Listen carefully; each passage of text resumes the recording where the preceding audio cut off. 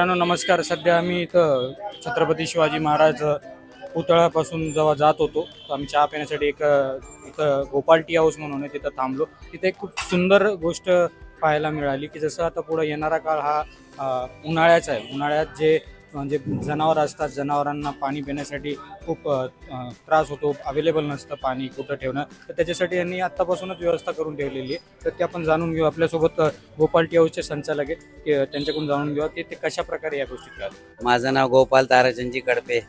Gopal tea house म्हणजे आज तुमचं खूप प्रसिद्ध आहे पाऱ्यासाठी। ते पारा आपण किती वर्षापासून, थोडे पहिले आपल्या टी हाऊस बद्दल माहिती। आमच्या वडिलांनी 57 वर्षापूर्वी उघडलेले हॉटेल आहे। प्युअर दुधाला आटून हे केसरी पारा तयार केला जातो। त्याच्यामध्ये आमच्या घरात स्वतःचे मसाले तयार केले जाते आणि टाकून त्याला आटून तयार करावं लागतं, म्हणून त्याच्यामध्ये टेस्ट येते आणि त्याची प्रसिद्धी झालेली आहे। तुमचं खूप प्रचलित आहे पारा, तुम्ही सगळे मसाले घरी तयार करून घ्या। मी जेव्हा इथून जात होतो इथे चहा प्यायला थांबलो, मी इथं बघितलं तुमचं की तुम्ही 2 टब भरून पाणी ठेवलेलं आहे बाहेर। तर याच्याबद्दल कसं सुचलं? एक 25 वर्षापूर्वी एक गाय आली होती। मी असंच म्हणलो की गायला उन्हाळा होता तर गायला पाणी दे।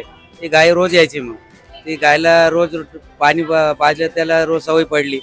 अजून गाय येऊ राहिली, मग तो गाय येत आम्ही पहिले लहान टप ठेवलं, मग टपाची ते साईज वाढवली। ती गाय आली आणि त्याला रोज सवय पडली। अजून जनावरे वाढवू राहिले, मग आम्ही काय केलं, मोठे टप वाढवू राहिले आणि 2-3 वर्षाला एक टाइम आम्ही बदलून ठेवतो।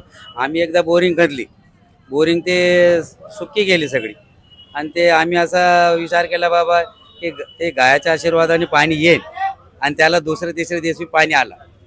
आम्ही असं सांगतो जे पाणी येऊ राहिलं ते जनावरांचा आशीर्वाद।